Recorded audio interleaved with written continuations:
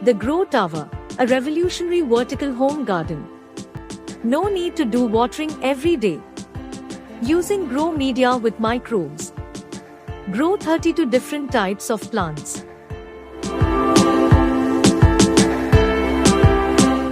The system has 70-liter water tank. In this tank, add water and minerals like nitrogen, potassium, phosphorus, calcium, magnesium, sulfur, iron, zinc, boron, manganese, and molybdenum. Just top up the water once a week. There is a submersible pump in the tank.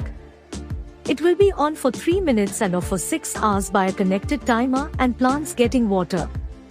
This cycle runs continuously. Top up water every Sunday and add minerals once a month and you will get delicious homegrown vegetables.